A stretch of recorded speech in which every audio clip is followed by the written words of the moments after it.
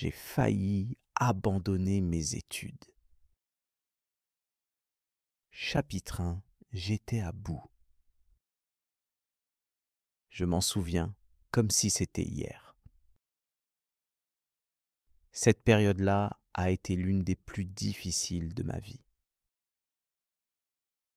C'était pendant ma deuxième année à l'université.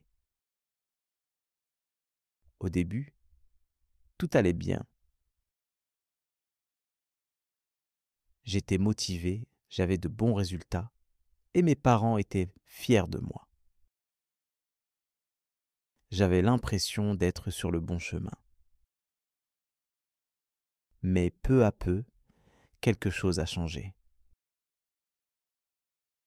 Les cours sont devenus de plus en plus complexes.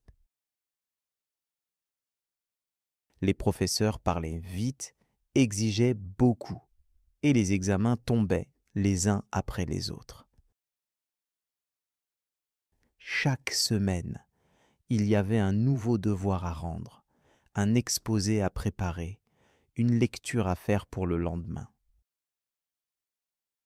Je n'avais plus une minute pour moi. Je vivais seul dans une petite chambre étudiante au 6e étage d'un vieux bâtiment, sans ascenseur. Il faisait froid l'hiver, trop chaud l'été, et les murs étaient si fins que j'entendais les voisins tousser. Je mangeais mal, souvent des nouilles instantanées ou des sandwichs, parce que je n'avais ni le temps ni l'énergie de cuisiner. Je ne dormais pas bien non plus. Je passais des nuits entières à réviser, à relire mes notes, à me stresser pour les contrôles. J'étais constamment fatigué, les yeux rouges, les nerfs à vif. Je me levais le matin avec une boule au ventre et parfois je priais pour que le cours soit annulé. Mes amis, j'en avais, oui. Mais eux aussi vivaient la même galère. On se croisait dans les couloirs, dans la bibliothèque, mais on ne parlait presque jamais de ce qu'on ressentait vraiment. On faisait semblant que tout allait bien parce qu'on pensait que c'était normal de souffrir, qu'il fallait juste tenir bon. Et puis, un soir, tout a explosé. Je devais rendre un devoir important pour le lendemain matin. J'étais assis à mon bureau depuis des heures, mais rien ne sortait. Ma tête était vide. Mes doigts tremblaient sur le clavier. J'ai fini par me lever et je me suis allongé sur mon lit, habillé, sans bouger. Je suis resté comme ça 2 heures, dans le silence, à fixer le plafond. Et là, une pensée m'est venue. Une pensée très claire, très simple. Je vais tout arrêter. Je me suis dit que ce n'était pas pour moi, que je n'étais pas assez fort, pas assez intelligent. J'étais fatigué de lutter, fatigué d'être toujours sous pression. Je me disais que si je quittais l'université maintenant, je pourrais peut-être trouver un travail, n'importe lequel, gagner un peu d'argent, souffler, vivre. J'ai même regardé des offres d'emploi sur mon téléphone. Livreur, caissier, assistant en entrepôt. Je ne cherchais pas un métier de rêve, juste quelque chose pour m'éloigner de ce cauchemar. Puis, sans vraiment réfléchir, j'ai appelé ma mère. Il était presque minuit. Elle a décroché tout de suite. Elle a entendu ma voix, fatiguée, fragile. Elle n'a pas crié. Elle ne m'a pas jugé. Elle a juste écouté. Je lui ai dit: « Maman, je crois que je vais arrêter mes études. J'en peux plus. » Il y a eu un silence. Et puis, elle m'a répondu doucement: « Je comprends, mon chéri. Si tu veux arrêter, tu peux. Mais est-ce que tu veux vraiment arrêter? Ou est-ce que c'est juste le stress, la fatigue? » Ces mots m'ont touché. Elle ne m'a pas poussé à continuer. Elle ne m'a pas dit: « Tu n'as pas le droit d'abandonner. » Elle m'a simplement demandé de réfléchir. Et c'est ce que j'ai fait. Pendant plusieurs jours, j'ai commencé à me poser des questions. Pourquoi j'avais choisi cette voie? Qu'est-ce que je voulais vraiment? Est-ce que j'étais prêt à tout abandonner? Ou est-ce que j'avais juste besoin d'aide? Je n'avais pas encore la réponse.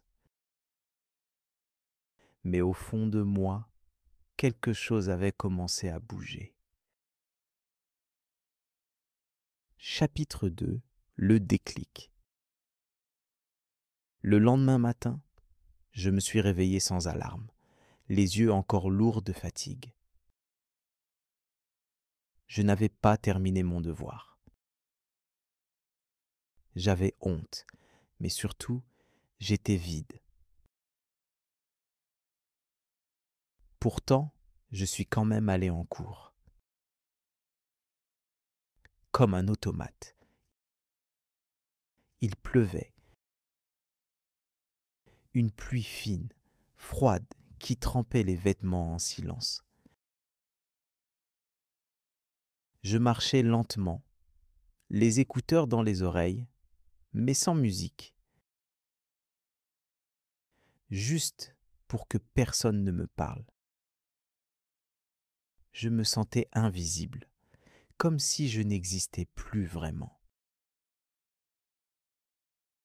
Quand je suis arrivé à l'université, le hall était rempli d'étudiants, fatigués, des visages fermés, des regards vides. J'ai pris l'escalier sans vraiment savoir pourquoi. Je me suis retrouvé devant la porte de l'amphithéâtre. Le cours d'économie. Celui que je détestais le plus. J'ai soupiré et je suis entré. Il ne restait qu'une place au premier rang. Je n'aime pas être devant, surtout quand je n'ai pas fait le travail demandé. Mais bon, je n'avais pas l'énergie de chercher ailleurs. Je me suis assis, j'ai posé mon sac à mes pieds et j'ai regardé le professeur. Et là, quelque chose d'étrange s'est produit. Le professeur, un homme assez vieux, avec une voix calme et ferme, a posé une question à toute la salle.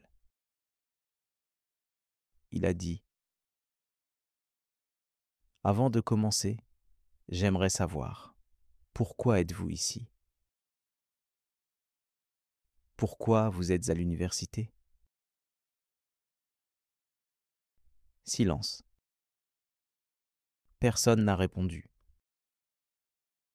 On ne s'attendait pas à ça. Alors il a continué. Vous n'êtes pas ici juste pour obtenir un diplôme.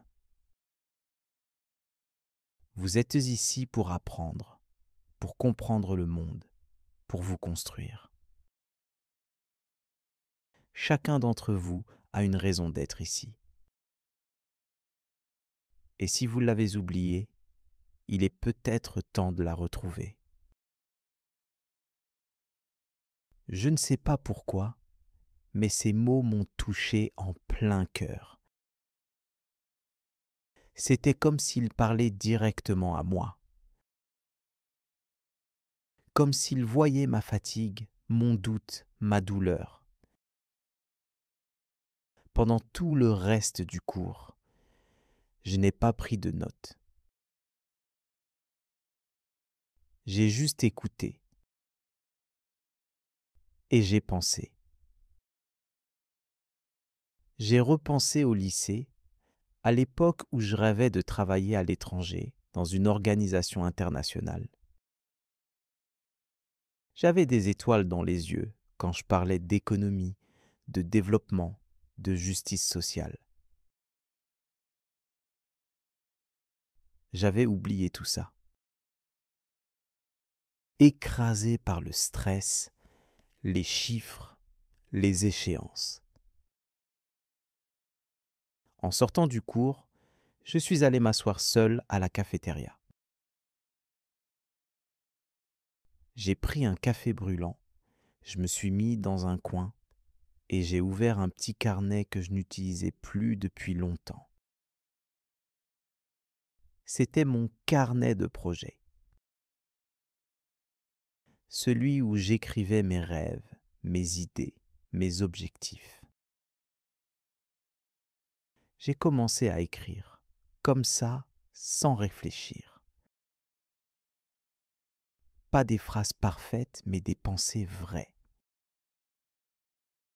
J'ai écrit « Je veux continuer », mais pas comme avant. Je veux retrouver du sens. Je veux apprendre à mon rythme. Je veux respirer.